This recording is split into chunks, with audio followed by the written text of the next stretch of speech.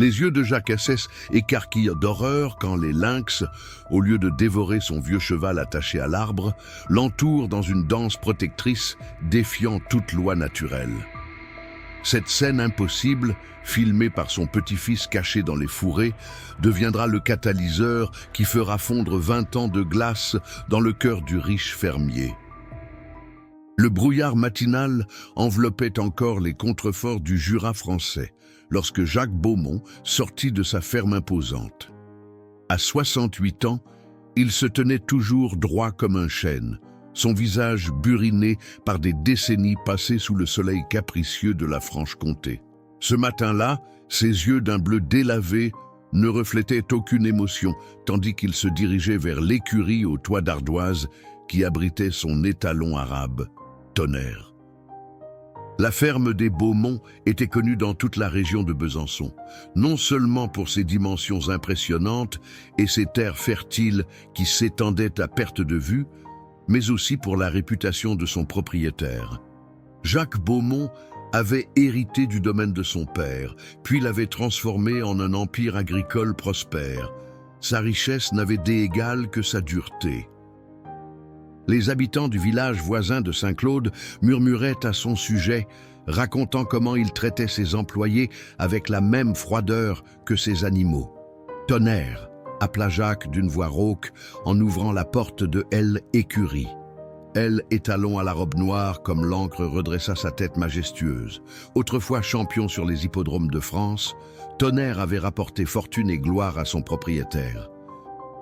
Mais à présent, à 17 ans, l'animal N était plus que l'ombre du fier coursier qu'il avait été. Une légère boiterie à la jambe arrière droite l'empêchait désormais de galoper comme avant. « Allez, viens !» ordonna Jacques en attachant une longe au licol du cheval. « Aujourd'hui, c'est ton dernier jour parmi nous. » Dans la cuisine de la grande maison de Pierre, Thomas, le petit-fils de Jacques, âgé de 12 ans, préparait son petit déjeuner. Ses parents, Claire et Philippe Beaumont, l'avaient envoyé passer les vacances d'automne chez son grand-père pendant qu'il voyageait à l'étranger pour affaires. Contrairement à son grand-père, Thomas avait un cœur tendre, surtout envers les animaux. « Mamie Élise, tu as vu Tonnerre ce matin ?» demanda le garçon à la gouvernante qui s'affairait autour du poêle. Élise Dubois avait servi la famille Beaumont pendant près de 40 ans.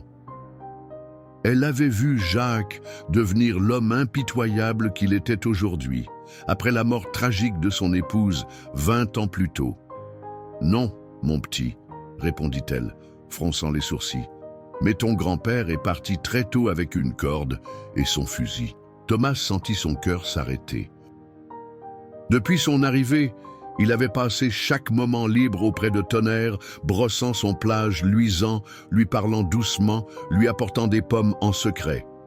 Il avait remarqué que son grand-père regardait elle, étalon avec de plus en plus d'irritation. « Il va le tuer ?» murmura Thomas, les yeux écarquillés d'horreur.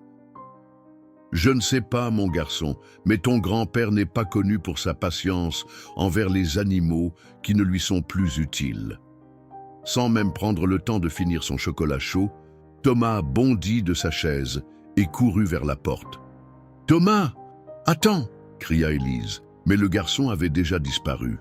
Pendant ce temps, Jacques conduisait Tonnerre vers la lisière de la forêt. L'air était froid et la respiration du cheval formait de petits nuages de vapeur. L'homme s'arrêta près d'un grand chêne, à la frontière entre ses terres et la réserve naturelle du Haut-Jura, connue pour abriter une famille de lynx. « Tu vois, Tonnerre ?» dit Jacques en attachant solidement la longe autour du tronc. « Je pourrais te mettre une balle dans la tête, mais ce serait du gaspillage. Les lynx n'ont pas mangé depuis des jours. Tu leur feras un festin convenable, l'étalon, comme s'il comprenait son sort, hennit doucement et tenta de se rapprocher de son maître. Mais Jacques recula, impassible. « Ne fais pas l'idiot, tu n'es plus bon à rien. Je perds de l'argent à te nourrir. » De l'autre côté de la clairière, caché derrière un buisson d'aubépine, Thomas observait la scène, le visage ruisselant de larmes silencieuses. Il avait couru à travers champs, suivant les traces de son grand-père, son téléphone portable serré dans sa main, À présent, il filmait, incapable d'intervenir, paralysé par la peur et l'incrédulité. Jacques jeta un dernier regard à l'animal qui lui avait rapporté tant de gloire et tourna les talons. Sans se retourner, il marcha d'un pas ferme vers la ferme, disparaissant bientôt dans la brume qui commençait à se dissiper sous les premiers rayons du soleil. Thomas attendit que son grand-père soit hors de vue avant de se précipiter vers Tonnerre. Elle, Étalon, s'agita, reconnaissant l'odeur du jeune garçon. « Chut, mon beau, je suis là !» chuchota Thomas en caressant l'encolure puissante du cheval. « Je ne te laisserai pas mourir ici !» Mais le nœud était serré, et malgré tous ses efforts, ses petites mains ne parvenaient pas à le défaire. Il entendit alors un bruissement dans les fourrés. Son sang se glaça dans ses veines lorsqu'il aperçut une silhouette féline se glisser entre les arbres. Les lynx approchaient. Le cœur de Thomas battait à tout rompre, tandis que la silhouette féline se rapprochait. Un lynx boréal, majestueux avec son pelage tacheté et ses oreilles surmontées de pinceaux noirs, émergea de l'ombre des sapins. L'animal s'arrêta à une vingtaine de mètres, ses yeux d'ambre fixés sur Tonnerre. « Non, non !» murmura Thomas, s'interposant instinctivement entre le prédateur et le cheval. Mais ce N n'était pas un lynx solitaire. Deux autres félins apparurent à leur tour, se déplaçant avec une grâce silencieuse sur le tapis de feuilles mortes. Le garçon reconnut une femelle suivie d'un jeune d'environ 1 an. La famille de lynx du Haut-Jura, dont les forestiers parlaient avec révérence, se trouvait maintenant face à lui. Thomas savait qu'il devait fuir, chercher de l'aide, mais il ne pouvait se résoudre à abandonner Tonnerre. Elle, Étalon, étrangement, ne montrait pas de signe de panique. Ses oreilles étaient dressées, attentive, mais il ne se cabrait pas, ne tirait pas sur sa longe avec frénésie comme l'aurait fait n'importe quel cheval face à des prédateurs. Le lynx mâle avança d'un pas, puis d'un autre. Thomas retint son souffle, serrant si fort son téléphone que ses jointures blanchirent. À sa grande stupéfaction, le félin contourna le garçon, ignorant sa présence, et s'approcha de Tonnerre avec une curiosité manifeste. « Mon Dieu !» souffla Thomas, incapable de croire ce qu'il voyait. Elle, Étalon, baissa sa tête majestueuse, ses naseaux frémissant légèrement. Le lynx, désormais à quelques pas seulement, s'assit sur son arrière-train et observa le cheval. Puis, dans un geste qui défait toute logique, l'animal émit un son doux, presque ronronnant. La femelle s'avança à son tour, suivie du genou. Au lieu d'attaquer, ils commencèrent à tourner autour de Tonnerre, comme s'ils effectuaient une danse rituelle. Le jeune lynx s'approcha même suffisamment pour renifler les sabots du cheval. Thomas, figé sur place, filmait cette scène surréaliste avec son téléphone. Les lynx, ces prédateurs redoutés, semblaient protéger Tonnerre. Était-ce possible ? Le garçon se rappela alors un documentaire qu'il avait vu sur France 5, expliquant comment certains animaux sauvages pouvaient parfois former des alliances improbables, surtout lorsqu'ils reconnaissaient une noblesse ou un esprit similaire au leur. « Il te respecte, Tonnerre », chuchota Thomas, émerveillé. Le mâle s'allongea finalement près du chêne, à quelques mètres du cheval, tandis que la femelle et son petit continuaient leur ronde, marquant occasionnellement les buissons environnants. Ils délimitaient leur territoire, réalisa Thomas. Ils incluaient Tonnerre dans leur zone de protection. Prenant son courage à 2 mains, le garçon s'approcha lentement du cheval, toujours en filmant. Les lynx l'observèrent, mais ne montrèrent aucun signe d'agressivité. Thomas atteignit enfin Tonnerre et caressa son encolure tremblante. « Je dois te libérer, » dit-il doucement, « mais je n'y arrive pas tout seul. » Une idée lui traversa l'esprit. Il sortit de sa poche le canif que son père lui avait offert pour son dernier anniversaire. « Pour les cas d'urgence », avait dit Philippe. C était certainement une urgence. Avec précaution, Thomas commença à scier la corde épaisse. Les lynx continuaient leur patrouille, comme s'ils montaient la garde. Le garçon ne pouvait s'empêcher de penser que son grand-père, dans sa cruauté, avait involontairement créé quelque chose de magique. Après plusieurs minutes d'effort, la corde céda enfin. Tonnerre était libre. Thomas s'attendait à ce que le cheval s'enfuit immédiatement, mais à sa grande surprise, l'étalon resta immobile, regardant tour à tour le garçon et les lynx. « Viens, Tonnerre !» encouragea Thomas en tirant doucement sur ce qui restait de la longe. « Rentrons à la maison. » Elle, étalon, hésita, puis fit un pas, puis un autre. Les lynx se redressèrent, observant la scène avec une intensité presque intelligente. Le mâle émit un son guttural avant de se fondre dans les sous-bois, suivi par sa famille. En quelques secondes, ils avaient disparu aussi silencieusement qu'ils étaient venus. Thomas et Tonnerre regagnèrent lentement le chemin principal. Le garçon vérifia son téléphone. La vidéo était bien enregistrée. Une preuve irréfutable de ce miracle forestier. À mi-chemin vers la ferme, ils croisèrent Élise qui accourait, le visage déformé par l'inquiétude. « Thomas, mon Dieu, j'y étais morte d'inquiétude. Ton grand-père est rentré seul et... » Elle s'interrompit en voyant le cheval. « Tonnerre ! Mais comment grand-père l'a attaché dans la forêt pour que les lynx le dévorent ?» expliqua Thomas, sa voix tremblant d'indignation et de émotion. « Mais ils ne l'ont pas attaqué, Élise. Ils l'ont protégé. J'ai tout filmé. » La vieille gouvernante regarda tour à tour le garçon et le cheval, puis secoua la tête, incrédule. « Viens, dit-elle finalement. Ramenons Tonnerre à l'écurie. Ton grand-père ne doit pas savoir que tu l'as sauvé, pas encore. »« Pourquoi pas ?» demanda Thomas, confus. « Parce que, répondit Élise en baissant la voix, ce que tu as vu aujourd'hui est peut-être exactement ce dont ton grand-père a besoin pour retrouver son humanité. Mais il faut choisir le bon moment pour le lui montrer. » Thomas acquiesça lentement, comprenant que ce qui était passé dans la forêt pourrait être bien plus qu'un simple sauvetage. Était peut-être le début d'une rédemption pour Jacques Beaumont, l'homme au cœur de pierre. De retour à la ferme, Thomas et Élise conduisirent Tonnerre discrètement vers l'écurie arrière, un bâtiment plus petit et plus ancien que le principal, utilisé principalement pour stocker du foin et des outils. L'odeur de poussière et de paille séchée envahit les narines du garçon, tandis qu'ils installaient ailes et talons dans un box improvisé. « Il sera en sécurité ici pour l'instant, » affirma Élise, en versant de l'eau fraîche dans un seau métallique. « Ton grand-père ne vient jamais ici depuis... » Elle s'interrompit brusquement, comme si elle en avait trop dit. « Depuis quoi ?» insista Thomas, tout en caressant l'encolure de Tonnerre qui buvait avidement. Élise poussa un long soupir, s'asseyant sur une botte de paille.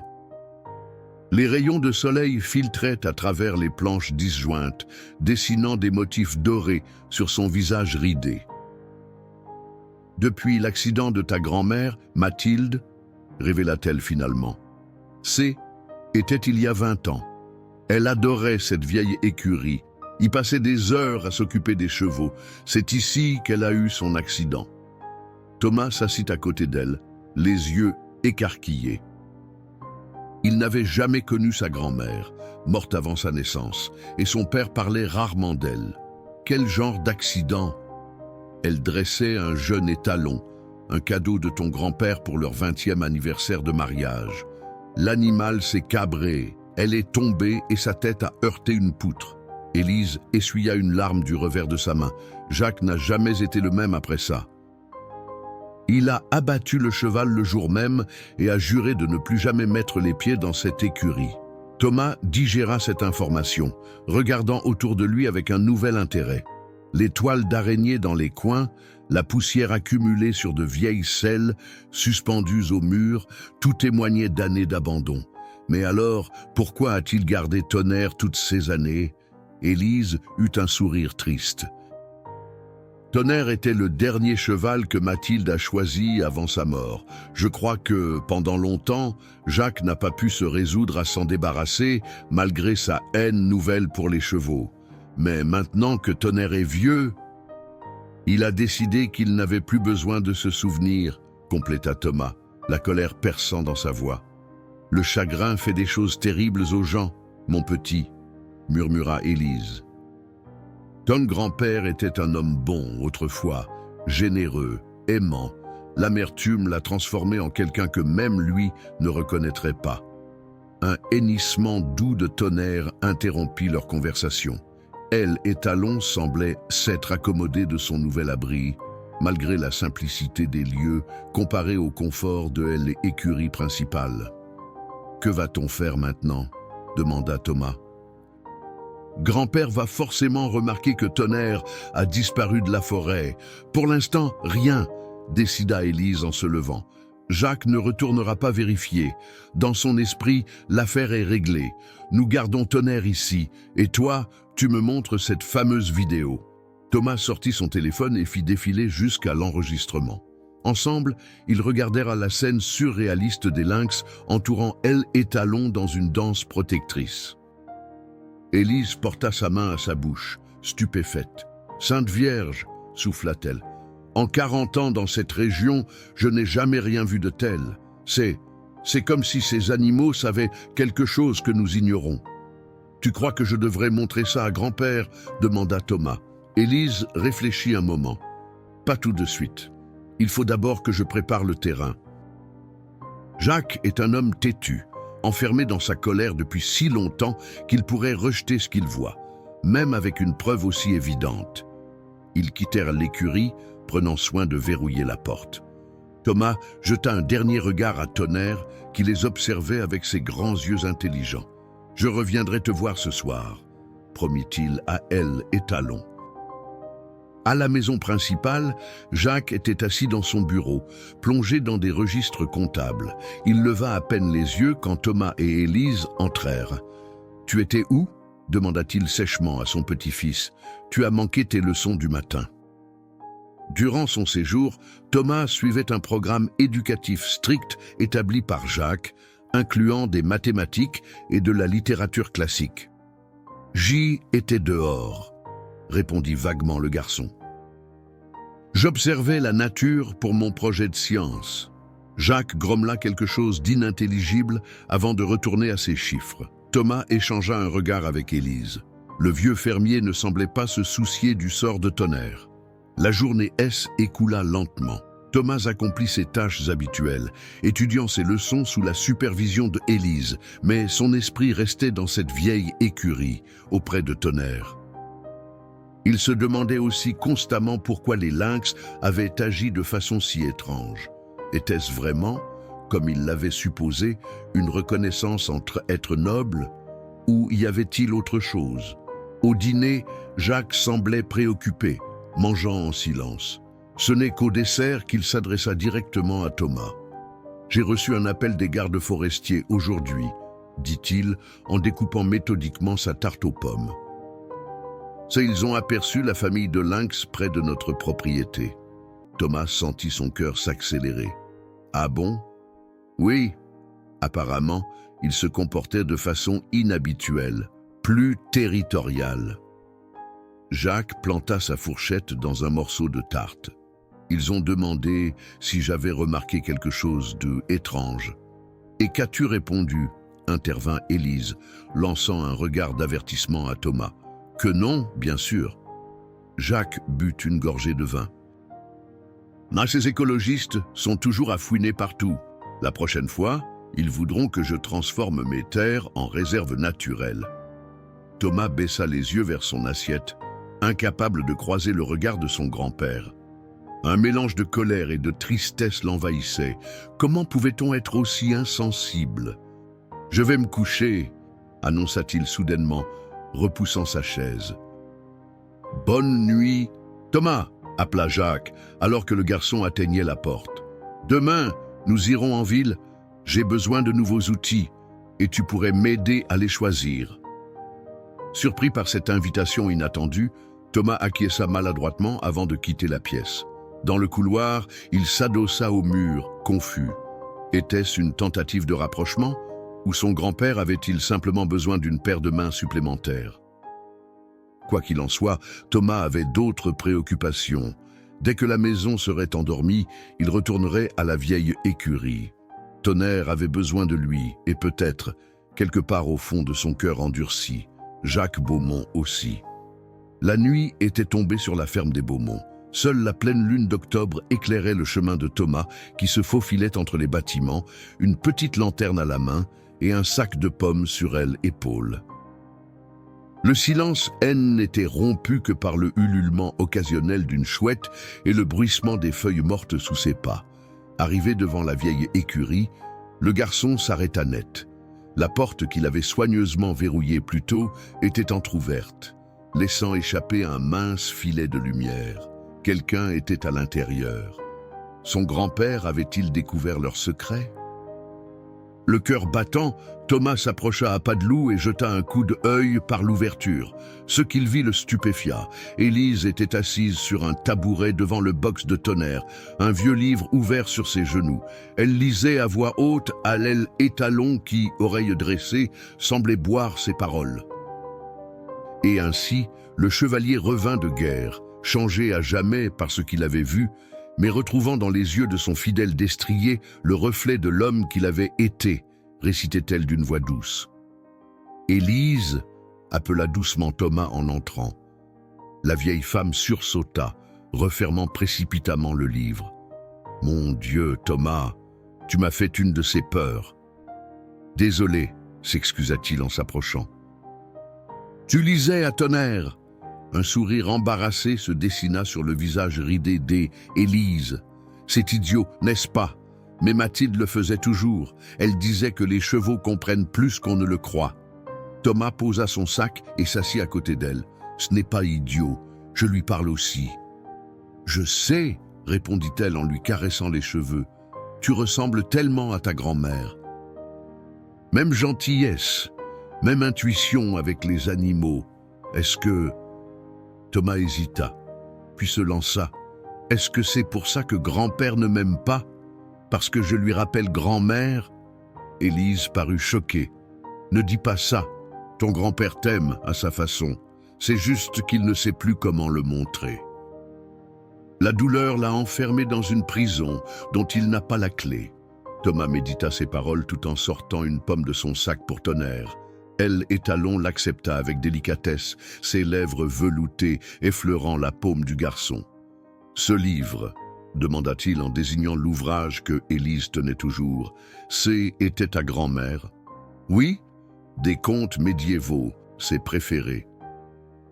Elle les lisait souvent à ton père, quand il était petit. » Élise caressa la couverture usée. « Jacques a voulu brûler tous ses livres, après l'accident. J'en ai sauvé quelques-uns. » Un bruit soudain à l'extérieur les fit sursauter.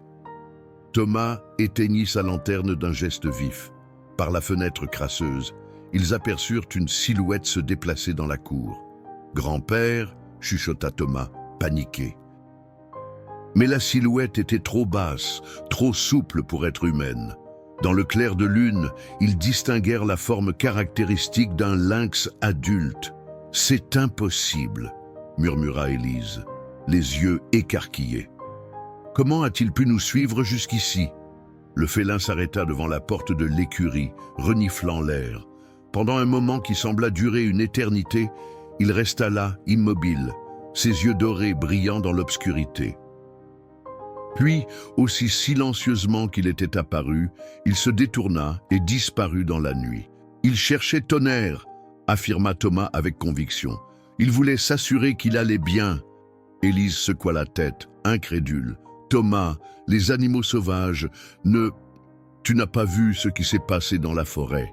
insista le garçon. « Il y a quelque chose de spécial entre eux. » Sur le chemin du retour vers la maison, ils marchèrent en silence, chacun plongé dans ses pensées. Avant de se séparer dans le couloir menant à leurs chambres respectives, Élise prit les mains de Thomas dans les siennes. « Demain, pendant que ton grand-père et toi serez en ville, je vais chercher quelque chose, des documents que Mathilde gardait sur les lynx du Jura. » Elle faisait partie d'une association de protection de la faune, avant. Tu crois qu'on pourrait y trouver une explication? Je ne sais pas, mon petit. Mais ta grand-mère voyait toujours des connexions là où les autres ne voyaient que des coïncidences. Le lendemain matin, Jacques et Thomas prirent la route vers Besançon dans le vieux Land Rover. Le trajet de 40 minutes se déroula dans un silence pesant, uniquement ponctué par le crépitement de la radio diffusant les actualités agricoles. En ville, ils se garèrent près de la place de la Révolution. Thomas fut surpris lorsque son grand-père, au lieu de se diriger directement vers la quincaillerie comme annoncé, s'arrêta devant une librairie. « J'ai une course à faire ici d'abord », marmonna Jacques en poussant la porte. À l'intérieur, le vieil homme salua brièvement le libraire et se dirigea vers une section au fond du magasin. Thomas le suivit, intrigué. Jacques parcourut plusieurs rayonnages avant de s'arrêter devant les livres sur la faune sauvage. « Voilà », dit-il en saisissant un épais volume, « les prédateurs des montagnes françaises. » Thomas regarda son grand-père avec stupéfaction. Pourquoi s'intéressait-il soudainement aux prédateurs? « C'est pour mon projet agricole », expliqua maladroitement Jacques, évitant le regard de son petit-fils. Toujours bon de connaître ses ennemis. Mais Thomas N n'était pas dupe. Quelque chose avait changé chez le vieil homme. Une graine de curiosité, peut-être même de remords, semblait avoir germé dans ce cœur que tous croyaient de pierre. La quincaillerie Moreau était une institution à Besançon. 3 générations de la même famille y avaient vendu clous, marteaux et conseils aux agriculteurs de la région. Jacques y était accueilli comme un vieil ami par Marcel Moreau, un homme du même âge au ventre proéminent et aux mains calleuses. « Jacques, ça fait un bail !» s'exclama Marcel en lui donnant une tape amicale sur l'épaule. « Et qui est ce jeune homme ?»« Mon petit-fils, Thomas », répondit Jacques avec une certaine raideur. « Il est en vacances chez moi. »« Ah, le fils de Philippe. La dernière fois que je l'ai vu, il n'était pas plus haut qu'une botte. » Marcel ébouriffa les cheveux de Thomas.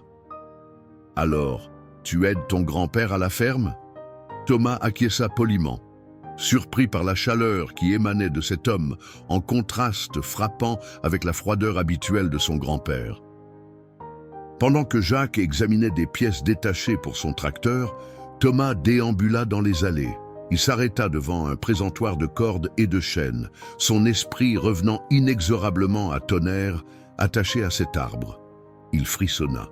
« Tu cherches quelque chose de particulier, gamin ?» demanda Marcel, qui s'était approché silencieusement. « Non, je regardais juste, » balbutia Thomas. Marcel l'observa un moment, puis baissa la voix. « Ton grand-père n'a pas toujours été comme ça, tu sais, comme quoi. Aussi fermé, avant la mort de ta grand-mère, C était l'homme le plus jovial du canton, généreux aussi. Il a financé la rénovation de L école du village, aidé des familles en difficulté. Mathilde et lui formaient un sacré duo. » Thomas écoutait, fasciné par cette image d'un Jacques Beaumont qu'il n'avait jamais connu. « Ce qui est arrivé à ta grand-mère, était terrible, » poursuivit Marcel en secouant la tête. « Mais ce que ton grand-père s'est fait à lui-même après ça, c'est une autre forme de tragédie. » Leurs regards se tournèrent vers Jacques, qui négociait âprement le prix d'une pièce métallique, son visage impénétrable comme toujours. « Il a essayé de tuer Tonnerre », lâcha soudain Thomas, incapable de contenir cette vérité plus longtemps. Marcel se figea. « Quoi ?» Thomas regretta immédiatement ses paroles, mais il était trop tard pour reculer. À voix basse, il raconta les événements de la veille, omettant toutefois l'étrange comportement des lynx et le sauvetage de L. Étalon. Le vieil homme poussa un profond soupir. Ça ne m'étonne pas, hélas. Pour Jacques, ce cheval est le dernier lien avec Mathilde. Et les liens, vois-tu, ça peut autant nous ancrer que nous étrangler. Monsieur Moreau, appela Jacques depuis la caisse, vous auriez des bâches imperméables, les grosses, pour couvrir un abri ?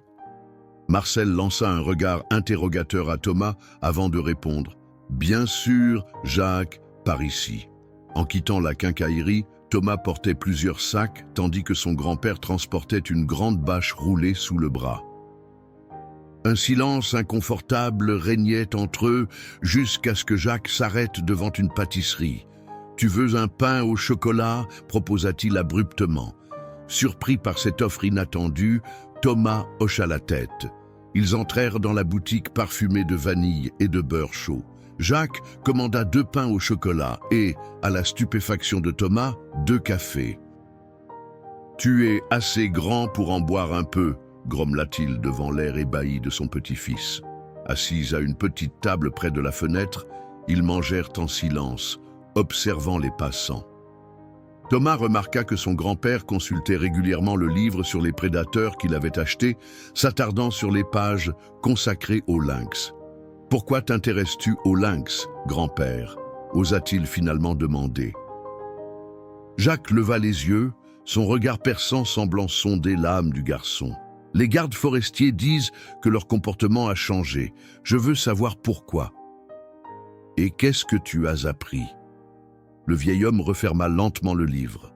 « Que les lynx sont des créatures plus complexes qu'on ne le pense. » Il but une gorgée de café.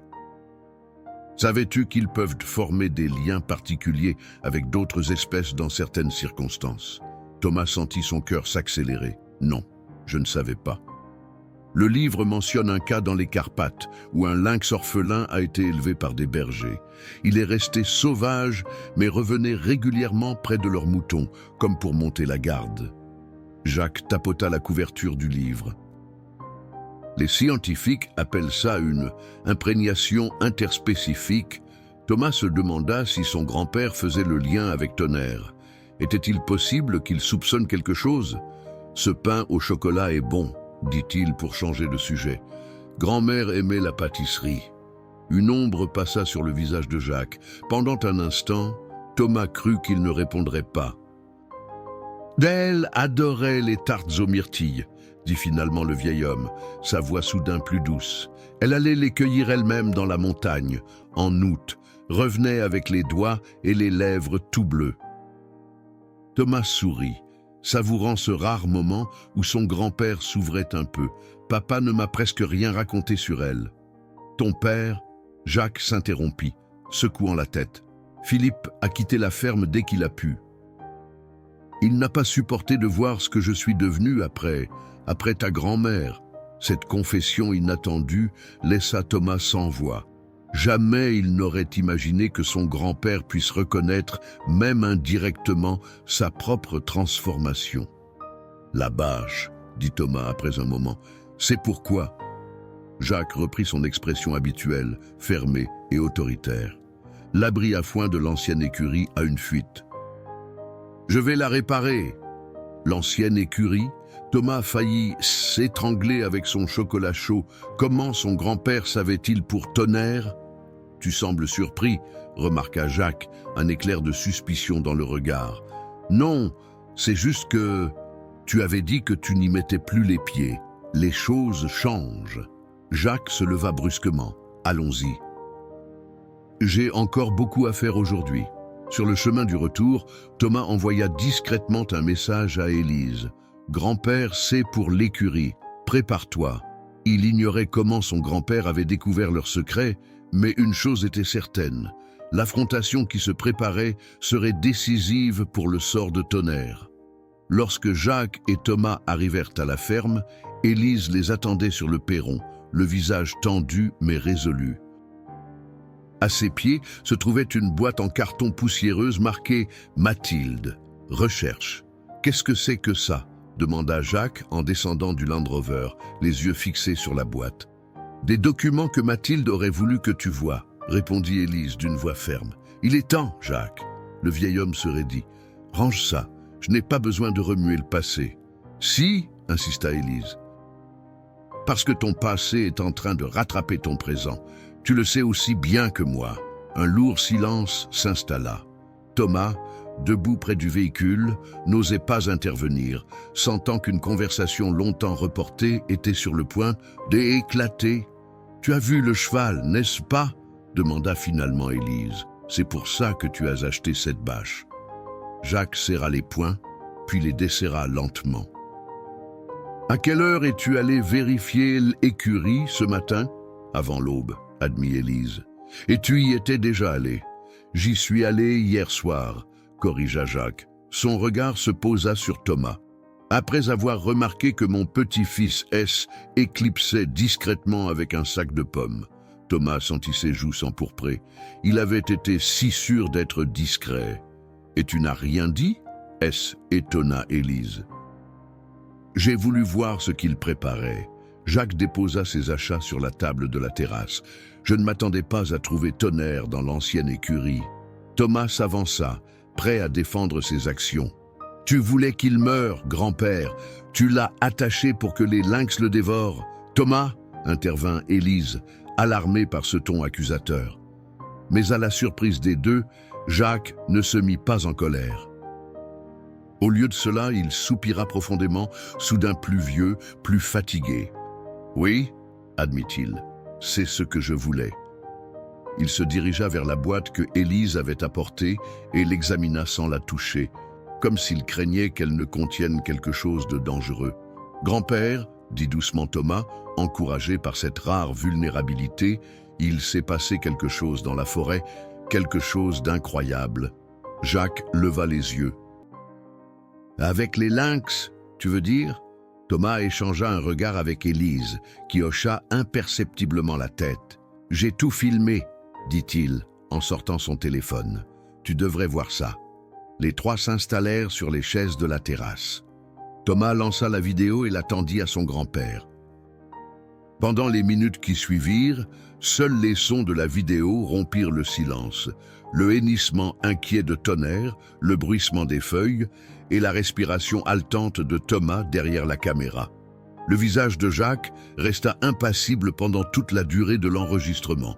Quand il rendit finalement le téléphone à Thomas, ses yeux étaient indéchiffrables. « Ce n'est pas normal, » dit-il simplement. « Non, » confirma Thomas. « Ah, c'est comme s'il le protégeait. » Jacques se leva brusquement et se dirigea vers la boîte. Cette fois, il l'ouvrit, plongeant ses mains dans les documents jaunis par le temps. Mathilde étudiait les lynx du Jura, expliqua Élise à Thomas. Elle faisait partie d'un programme de conservation. Jacques sortit un vieux carnet de notes et le feuilleta jusqu'à trouver une page précise. Juillet 1999, lut-il à voix haute. Observation de la femelle L7 surnommée Étoile pour sa marque blanche sur le poitrail. Comportement inhabituel. Elle a adopté un renardeau orphelin. Il tourna quelques pages. Octobre 1999. Étoile et sa progéniture ont établi un territoire qui chevauche nos pâturages. Étonnamment, aucune prédation sur nos chevaux n'a été observée. Thomas s'approcha, fasciné. Grand-mère a étudié les mêmes lynx que nous voyons aujourd'hui. Pas les mêmes, corrigea Jacques, mais leurs descendants, probablement. Les lynx transmettent leur territoire à leur lignée. Il sortit une vieille photographie du carnet. On y voyait Mathilde, une femme blonde élancée au sourire lumineux, accroupie près d'une empreinte de félin dans la boue. À ses côtés se trouvait un poulain noir que Thomas reconnut immédiatement. « Tonnerre !» murmura-t-il. « Il venait de naître !» confirma Jacques, sa voix soudain rauque. Mathilde l'a mise au monde elle-même. La mère était morte pendant la mise bas. « Et les lynx ?» demanda Thomas. Jacques hésita, puis tendit une autre photo. Celle-ci, plus floue, montrait un lynx adulte observant le poulain et Mathilde depuis la lisière de la forêt. Étoile surveillait souvent Mathilde quand elle s'occupait des chevaux en bordure de forêt, expliqua Jacques, comme si elle se comprenait, d'une certaine façon. Thomas regarda son grand-père avec stupéfaction. « Tu crois que les lynx protègent Tonnerre parce qu'ils se souviennent de grand-mère ? C'est impossible, trancha Jacques, refermant brusquement le carnet. Les animaux ne raisonnent pas comme ça. Mais son ton manquait de conviction, et Thomas vit dans ses yeux un doute qui n'y était pas auparavant. Le reste de la journée se déroula dans une atmosphère étrange. Jacques S. était retiré dans son bureau avec la boîte de documents de Mathilde, refusant le déjeuner qu'Élise lui avait préparé. Thomas, quant à lui, s'était rendu dans la vieille écurie pour s'occuper de Tonnerre, l'esprit encore troublé par les révélations de la matinée. « Tu savais tout ça, n'est-ce pas ?» murmura-t-il à laids talons en brossant sa robe noire. « Tu te souviens d'elle, de grand-mère ?» Tonnerre hennit doucement, poussant son museau contre l'épaule du garçon comme pour le réconforter. Thomas était convaincu que le cheval comprenait plus qu'on ne voulait bien l'admettre. La porte de L, écurie, grinça, et Thomas se retourna vivement. Jacques se tenait dans l'encadrement, portant la bâche neuve et une boîte à outils. Ses yeux se posèrent sur Tonnerre, puis sur son petit-fils. « La toiture est en plus mauvais état que je ne pensais », dit-il simplement. « Je vais devoir remplacer quelques planches avant de poser la bâche. » Thomas acquiesça, incertain de ce qu'il devait dire ou faire. Son grand-père allait-il reprendre Tonnerre, le punir pour l'avoir sauvé? À sa grande surprise, Jacques s'approcha de elle étalon et, après une brève hésitation, tendit la main pour lui caresser l'encolure. Tonnerre tressaillit d'abord, puis se détendit sous le toucher familier. « Il a perdu du poids », constata Jacques d'un ton neutre. « Je lui ai donné des pommes, mais... » « Ce n'est pas suffisant, » coupa Jacques. « Il lui faut du foin frais, de l'avoine et des compléments pour ses articulations. Son ancienne alimentation est encore dans la remise principale. » Thomas cligna des yeux, stupéfait. « Tu veux dire que... Je ne vais pas le tuer, si c'est ce que tu te demandes, » répondit sèchement Jacques. « Ce qui est fait. » Il se dirigea vers l'échelle menant au toit. « Tu peux m'aider si tu veux, ou retourner à la maison. » Thomas n'hésita pas une seconde. « Je vais t'aider. » Pendant les heures qui suivirent, grand-père et petit-fils travaillèrent côte à côte, remplaçant les planches pourries, consolidant la charpente et finalement installant la bâche imperméable. Ils parlaient peu, échangeant surtout des instructions pratiques, mais Thomas sentait que quelque chose avait changé. Ce N n'était pas de la chaleur, pas encore, mais la glace commençait à fondre. En fin d'après-midi, alors qu'ils rangèrent les outils, Jacques brisa le silence prolongé. « Ta grand-mère disait toujours que ce toit était mal conçu. Elle voulait le refaire entièrement. » Thomas saisit cette rare ouverture. « Raconte-moi comment elle était. » Jacques s'immobilisa, son marteau en suspens au-dessus de la boîte à outils. Pendant un instant, Thomas crut qu'il allait se refermer comme une huître. Mais le vieil homme reprit finalement la parole, sa voix légèrement altérée. Mathilde était différente. Elle voyait le monde autrement que nous. Pour elle, tout était connecté. Les animaux, les plantes, les gens. Elle disait souvent qu'on ne peut pas vraiment posséder une terre, seulement en prendre soin pour les générations futures. Il rangea le marteau et s'assit sur une botte de foin, soudain fatigué. Thomas s'installa près de lui, silencieux, de peur d'interrompre ce rare moment de vulnérabilité. Elle était scientifique de formation, botaniste, poursuivit Jacques. Mais elle s'intéressait à tout. Les lynx la fascinaient particulièrement. Elle les observait pendant des heures, prenait des notes. Parfois, elle partait avant l'aube et ne rentrait qu'à la nuit tombée. Comme toi avec les champs, remarqua doucement Thomas. Jacques eut un petit rire amer. « Non, pas comme moi. Je travaille la terre pour en tirer profit. Mathilde, elle communiait avec la nature. Elle disait que les animaux lui parlaient, à leur façon. »« Tu crois que c'est possible ?»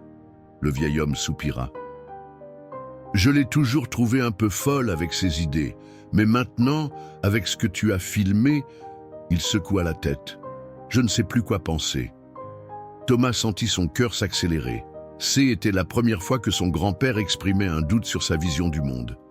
« Les carnets de grand-mère, » dit-il prudemment. « Qu'est-ce qu'ils disent d'autre sur les lynx? Beaucoup de choses que la science officielle rejetterait. » Jacques se leva et s'approcha de Tonnerre qui les observait paisiblement. Mathilde croyait que certains animaux pouvaient former des liens spirituels entre espèces. Elle appelait ça des ponts de âme. Il caressa distraitement le museau de L étalon. L a écrit que Tonnerre, à sa naissance, a été léché par étoile avant même que Mathilde puisse intervenir. Un comportement totalement aberrant pour un prédateur. Un pont de âme, répéta Thomas, fasciné. Des balivernes, trancha Jacques, retrouvant momentanément sa dureté habituelle. Puis, plus doucement, Du moins, c'est ce que j'ai toujours pensé. À cet instant, un bruit attira leur attention vers la porte de L. Écurie. Élise se tenait là, un plateau dans les mains. « J'ai pensé que vous auriez faim, » dit-elle en s'approchant. « Du pain, du fromage et du cidre. » Jacques hocha la tête en signe de remerciement. Ils s'installèrent tous les trois sur des bottes de foin pour ce repas improvisé. Tonnerre, enhardi par cette ambiance détendue, sortit sa tête du box pour renifler curieusement dans leur direction. « Élise, demanda soudain Thomas, tu croyais aux théories de grand-mère? Sur les animaux, je veux dire. » La vieille gouvernante échangea un regard avec Jacques avant de répondre. « Disons que j'ai vu suffisamment de choses inexplicables dans cette ferme pour garder l'esprit ouvert. Mathilde avait un don avec les créatures sauvages.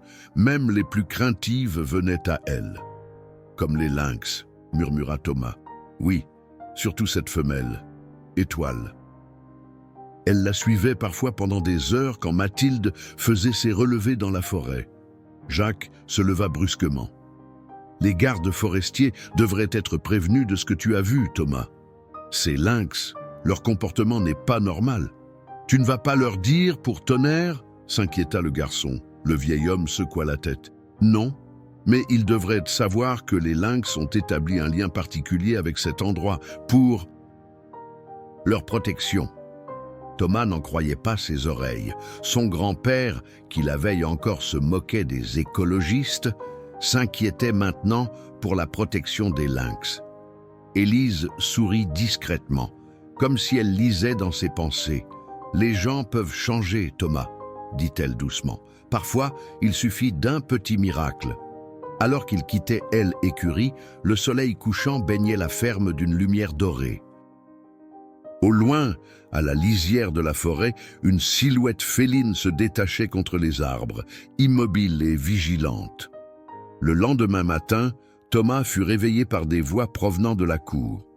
Il s'habilla rapidement et descendit pour découvrir son grand-père en grande conversation avec deux hommes en uniforme vert, les gardes forestiers du parc naturel régional du Haut-Jura. « Bonjour, jeune homme », le salua le plus âgé des deux, un homme barbu d'une 50aine d'années. « Je suis Laurent Dupuis et voici mon collègue Mathieu Girard. Ton grand-père nous a parlé de ta rencontre avec nos lynx. » Thomas lança un regard interrogateur à Jacques, qui hocha imperceptiblement la tête. « Oui, j'ai vu toute la famille, » confirma Thomas. « La mère, le père et le jeune. Et tu as filmé leur comportement, c'est bien ça ?»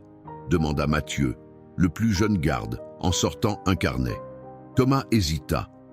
Montrer la vidéo signifiait révéler qu'il avait sauvé Tonnerre, et donc que son grand-père avait tenté de le faire tuer. Il chercha encore une fois le regard de Jacques. « Thomas a filmé les lynx, qui s'intéressaient particulièrement à notre propriété, » intervint Jacques. « Je pense que c'est lié aux recherches que ma défunte femme, Mathilde, menait sur eux il y a des années. » Laurent haussa les sourcils. « Mathilde Beaumont ? Bien sûr, je me souviens d'elle. J'y étais stagiaire quand elle collaborait avec la réserve. Ses théories étaient non conventionnelles, mais ses observations toujours rigoureuses. Elle pensait que les lynx pouvaient former des liens spéciaux avec d'autres espèces, » expliqua Thomas, encouragé par cette reconnaissance.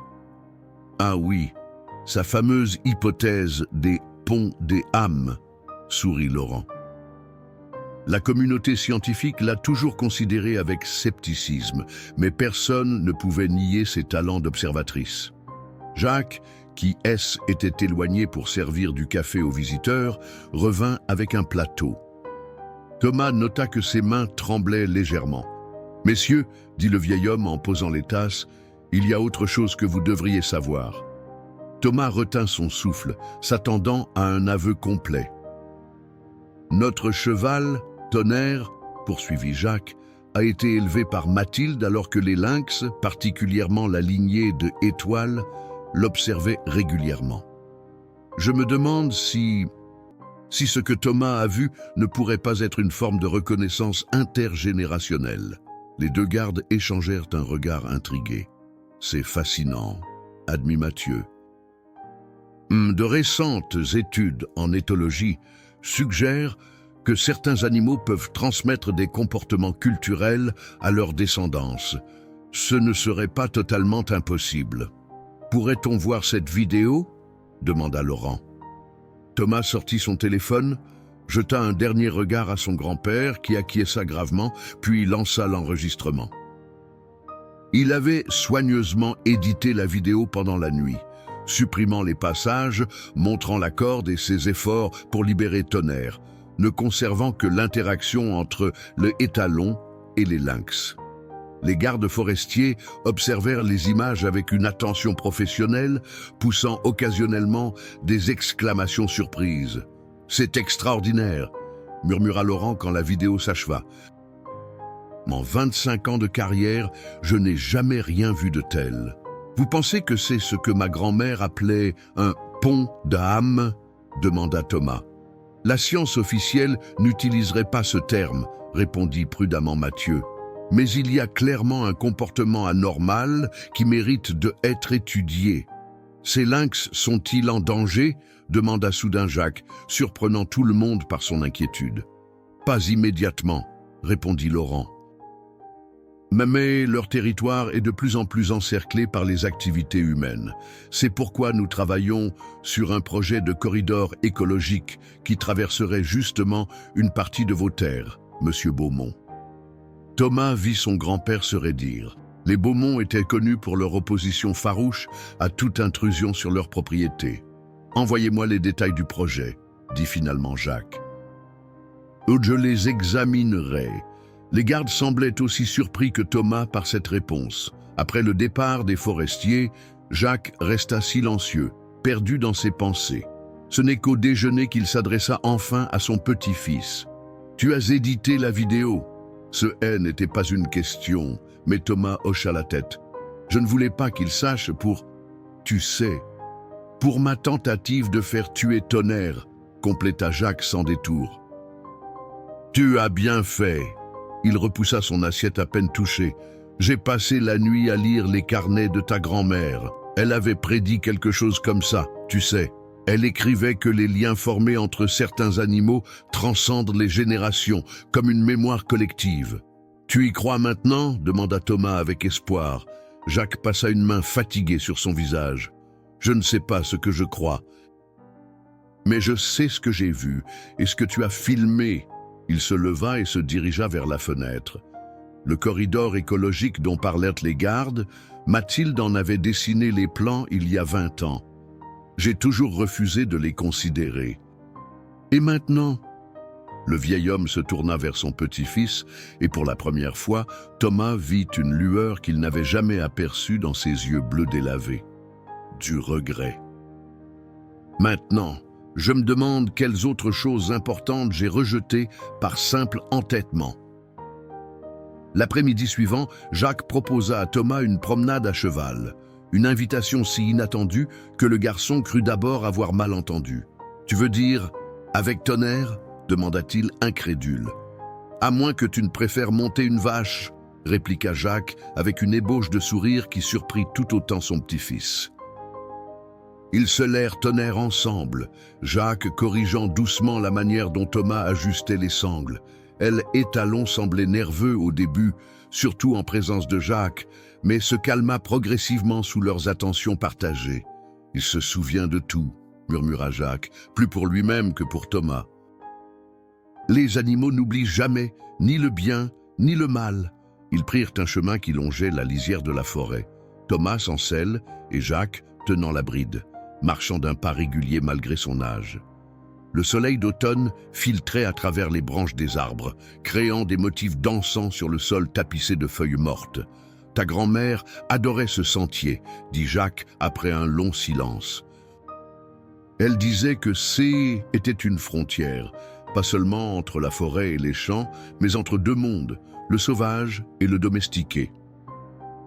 Thomas observait son grand-père avec fascination. Il semblait différent aujourd'hui, comme si un poids invisible avait été partiellement soulevé de ses épaules. C était son terrain d'observation préféré pour les lynx, poursuivit Jacques. Elle installait parfois une tente là-bas, près du grand être, et y passait des nuits entières. « Tu n'avais pas peur pour elle ?» Jacques eut un petit rire. Au début, oui. Mais Mathilde, elle avait cette confiance inébranlable dans la nature. Elle disait que les animaux sauvages ne sont dangereux que lorsqu'ils se sentent menacés ou incompris. Ils arrivèrent à une petite clairière où Jacques s'arrêta. « Descendons ici un moment. » Thomas mit pied à terre, curieux. Son grand-père attacha Tonnerre à une branche basse, puis sortit de sa poche les vieilles jumelles que Thomas avait remarquées sur son bureau. « Regarde là-bas, » dit-il en les lui tendant. Sur la crête, Thomas ajusta les jumelles et scruta la direction indiquée. Son cœur fit un bond quand il aperçut un lynx mâle majestueux, assis sur un rocher comme un souverain surveillant son royaume. « C'est lui, le même que dans la forêt !» Jacques acquiesça. Probablement le descendant direct du compagnon D, Étoile. Il nous observe depuis que nous avons quitté la ferme. Thomas baissa les jumelles, stupéfait. « Tu le savais ?»« Je les sens, » admit Jacques à contre-cœur. « Depuis l'incident. C'est comme si quelque chose était réveillé en moi. Une conscience que j'avais enterrée avec Mathilde. » Il s'assit sur un tronc renversé, invitant Thomas à faire de même. « J'ai parlé avec le maire ce matin, » annonça-t-il, au sujet du corridor écologique. Thomas attendit la suite, n'osant interrompre ce moment. « Je vais céder 100 hectares de mes terres pour ce projet, » déclara Jacques. « C'est ce que Mathilde aurait voulu. »« 100 hectares !» s'exclama Thomas. « Mais c'est énorme. » « C'est nécessaire, » répondit simplement Jacques. « Ces lynx ont besoin d'espace pour vivre, chasser, élever leurs petits. Et peut-être, » il s'interrompit, cherchant ses mots, « peut-être que c'est une façon de réparer un peu le mal que j'ai fait. » Thomas sentit sa gorge se nouer d'émotion. « Grand-père, je crois que grand-mère serait fière de toi. » Le vieil homme détourna le regard, mais Thomas vit qu'il luttait contre ses émotions. « Il y a autre chose. » dit Jacques après un moment. « J'ai demandé à l'architecte de préparer des plans pour rénover l'ancienne écurie, pas seulement le toit, mais tout le bâtiment, en faire un espace digne de Tonnerre et... » il hésita. « Et peut-être d'autres chevaux, si tu es intéressé à venir plus souvent à la ferme ?» Thomas n'en croyait pas ses oreilles. « Tu veux dire des vacances plus longues ou plus fréquentes ?» précisa Jacques. Ton père et moi avons eu une longue conversation téléphonique hier soir. La première vraie conversation depuis des années. Il a accepté que tu passes plus de temps ici, si tu le souhaites. » Thomas était trop ému pour répondre. Il se contenta de hocher vigoureusement la tête. Un hennissement de tonnerre brisa ce moment des émotions. Les étalons s'agitaient, ses oreilles dressées vers la forêt. « Qu'est-ce qu'il a ?» demanda Thomas, inquiet. Jacques se leva lentement, son regard fixé sur la lisière des arbres. « Nous avons de la compagnie. » À la stupéfaction de Thomas, 3 lynx émergèrent des fourrés. Le mâle qu'il avait observé aux jumelles, la femelle et le jeune. Ils s'arrêtèrent à une quinzaine de mètres, parfaitement immobiles, leurs yeux d'ambre fixés sur les humains et le cheval. « Ne bouge pas, » murmura Jacques, bien que Thomas fût trop sidéré pour faire le moindre geste. Contre toute attente, Jacques s'avança lentement vers Tonnerre et détacha sa bride. L'étalon resta sur place, tremblant légèrement. « Grand-père, qu'est-ce que tu fais ?» chuchota Thomas, alarmé.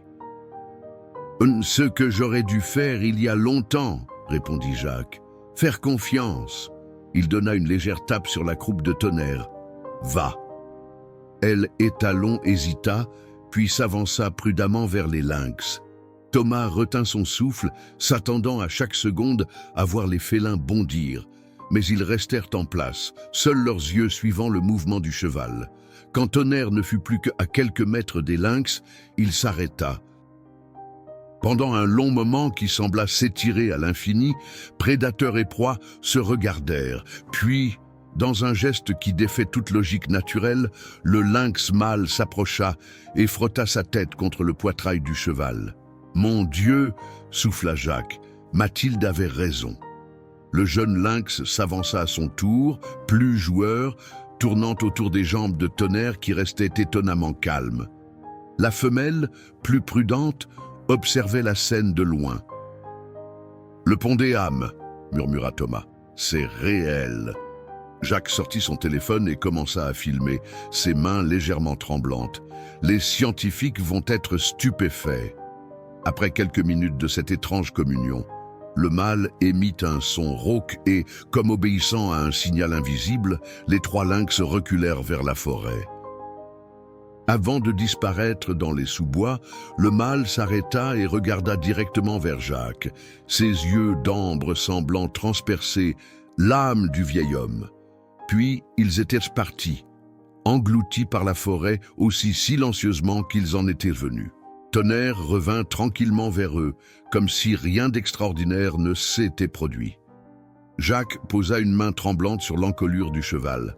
« Pardonne-moi », dit-il doucement à l'animal. Puis, se tournant vers Thomas, « Et toi aussi, pardonne-moi d'avoir été aveugle si longtemps. » Thomas prit la main rugueuse de son grand-père dans la sienne. « Je crois que grand-mère nous a tous guidés, d'une certaine façon. » Jacques leva les yeux vers le ciel qui s'assombrissait à l'approche du crépuscule. « Oui, » dit-il simplement. « Oui, je le crois aussi. » 1 an était écoulé depuis cette rencontre extraordinaire dans la clairière. Le printemps avait de nouveau paré les montagnes du Jura de vert tendre et de fleurs sauvages. La ferme des Beaumont avait changé, tout comme son propriétaire. L'ancienne écurie, entièrement rénovée, abritait désormais non seulement Tonnerre, mais aussi 3 jeunes chevaux comtois, ces robustes animaux à la robe alezane et à la crinière blonde si caractéristique de la région. Thomas, qui passait maintenant un week-end par mois et toutes ses vacances scolaires à la ferme, avait participé à leur sélection avec son grand-père. Ce jour-là, une petite foule était rassemblée devant la ferme pour l'inauguration officielle du corridor écologique Mathilde Beaumont. Des représentants du parc naturel régional, des élus locaux, des journalistes et même quelques scientifiques venus de l'université de Besançon-Est étaient déplacés pour l'occasion. Thomas, qui venait d'avoir 13 ans, se tenait fièrement aux côtés de Jacques. Le vieil homme avait revêtu un costume pour l'occasion, mais sa transformation allait bien au-delà de cette tenue inhabituelle. Son visage était adouci, les rides profondes de colère et d'amertume remplacées par d'autres, plus légères, nées de sourires retrouvés. « Mesdames et messieurs », commença le maire de Saint-Claude en s'approchant du ruban symbolique tendu entre 2 poteaux marquant l'entrée du corridor. Nous sommes réunis aujourd'hui pour célébrer un projet visionnaire qui permettra à la faune sauvage, et particulièrement à notre emblématique population de lynx, de se déplacer librement entre les différentes zones forestières. Il se tourna vers Jacques avec respect. Ce corridor n'aurait jamais vu le jour sans la générosité exceptionnelle de M. Jacques Beaumont, qui a non seulement fait don de 100 hectares de ses terres, mais a également financé les aménagements nécessaires. Des applaudissements nourris éclatèrent. Thomas glissa sa main dans celle de son grand-père et la serra fort. « Monsieur Beaumont, souhaitez-vous dire quelques mots ?» proposa le maire. Jacques s'avança, visiblement ému mais déterminé. Il sortit de sa poche un petit carnet usé que Thomas reconnut immédiatement, l'un des journaux de recherche de sa grand-mère. « Il y a 20 ans, commença Jacques, d'une voix qui portait étonnamment loin malgré son âge. « Ma femme, Mathilde, écrivait dans ce carnet « Les frontières que nous imposons à la nature sont artificielles. La vie sauvage ne connaît pas nos lignes sur les cartes, nos clôtures, nos notions de propriété. Elle suit des chemins anciens, dictés par la sagesse de millénaires d'évolution. » Il tourna délicatement une page, et elle ajoutait « Un jour, peut-être, nous comprendrons que protéger ces chemins n'est pas seulement un cadeau que nous faisons à la nature, mais un cadeau qu'elle nous fait en retour, celui de nous rappeler notre propre place dans le grand ordre des choses. » Jacques referma doucement le carnet. J'ai mis trop longtemps à comprendre la sagesse de ces mots. Il a fallu... Son regard croisa celui de Thomas. Il a fallu qu'un enfant me montre ce que mon entêtement refusait de voir. Il désigna d'un geste large les terres qui étendaient derrière lui, un mélange harmonieux de prairies, de bosquets et de zones humides spécialement aménagées. Ce corridor n'est pas seulement un passage pour les animaux. C'est un pont entre notre monde et le leur, entre notre présent et notre avenir, entre la vision de Mathilde et sa réalisation. Laurent Dupuis, le garde forestier qui était devenu un visiteur régulier de la ferme, s'approcha avec un grand panneau recouvert d'un drap. Sur un signe de Jacques, il le dévoila, révélant une carte détaillée du corridor avec, en son centre, une photo de Mathilde Beaumont souriante, ses jumelles autour du cou. Un nouveau tonnerre d'applaudissements retentit, plus ému encore que le premier. Élise, debout près de Thomas, essuya discrètement une larme.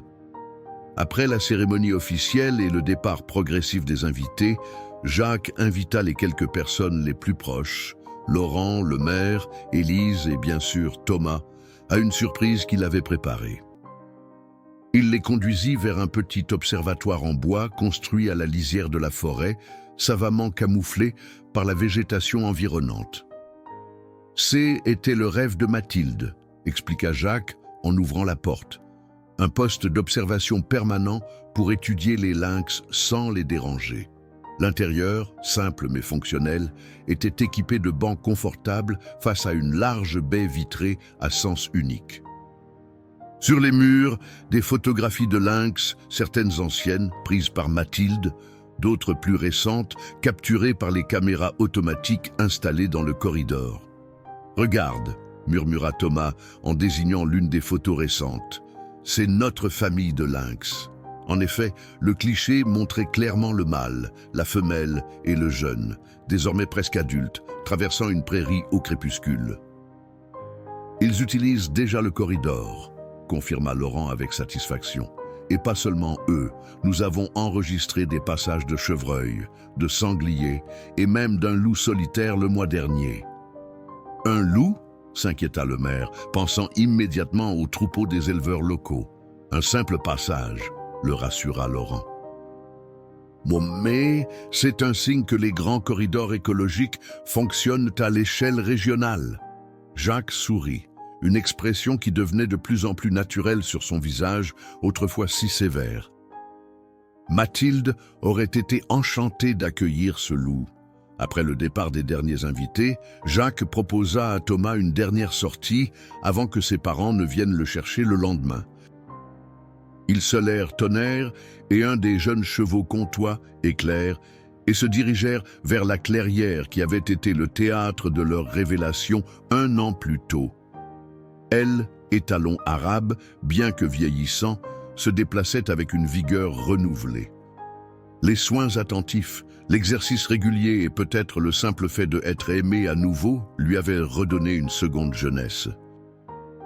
Arrivés à la clairière, ils descendirent de cheval et s'assirent sur le même tronc renversé que la dernière fois. « Tu sais, » dit Jacques en contemplant le paysage paisible, « j'ai souvent pensé à ce que tu m'as dit ce jour-là, que Mathilde nous avait guidés.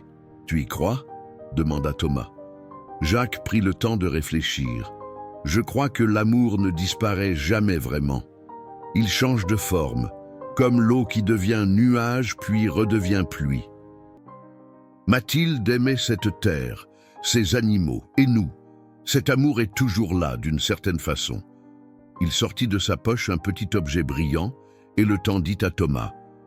Était un pendentif en argent représentant une empreinte de lynx.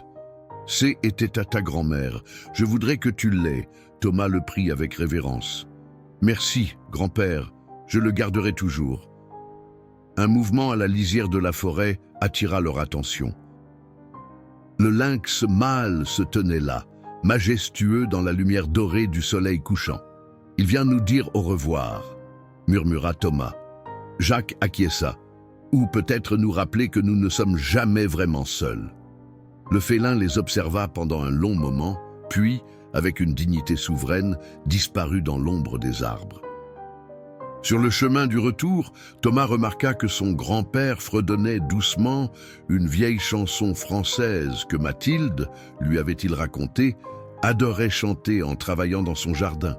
La ferme apparut finalement devant eux, ses bâtiments dorés par le soleil couchant. Thomas réalisa que cet endroit était devenu pour lui un second foyer, un lieu non plus de froideur et de secrets douloureux, mais de chaleur et de réconciliation. « Tu sais, dit soudain Jacques, j'ai parlé à ton père de ton intérêt pour la biologie et l'éthologie. Vraiment ?» étonna Thomas, qui avait en effet développé une passion pour ces sujets depuis l'aventure avec les lynx. « Oui, nous avons pensé que tu pourrais peut-être faire un stage au centre de recherche du parc L l'été prochain. Laurent dit qu'ils accueillent parfois des jeunes passionnés. » Thomas sentit son cœur s'emballer d'excitation. « Ah, ce serait génial !» Et puis, ajouta Jacques avec un sourire malicieux, « quelqu'un devra bien poursuivre les recherches de ta grand-mère sur ces fameux ponts de Ham. Un projet scientifique sur plusieurs générations, en quelque sorte. » Thomas sourit à son tour. « Je crois que ça lui plairait. » Alors qu'il franchissait le portail de la ferme, un rayon de soleil perça les nuages, illuminant le chemin devant eux. Jacques s'arrêta un instant, le visage levé vers cette lumière soudaine. « Merci, Mathilde », murmura-t-il si bas que Thomas l'entendit à peine. Mais il n'avait pas besoin de l'entendre.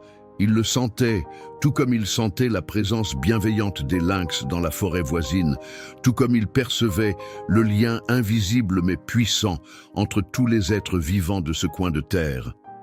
Le pont des Amen était pas seulement entre Tonnerre et les lynx. Il était entre eux tous, tissé par l'amour, la compréhension et cette capacité proprement humaine à changer, à grandir, à réparer ce qui semblait irrémédiablement brisé. Et tandis que les deux chevaux les portaient vers la maison, Thomas sut avec certitude que le cœur de pierre de son grand-père avait définitivement laissé place à un cœur de chair, vulnérable, certes, mais infiniment plus vivant.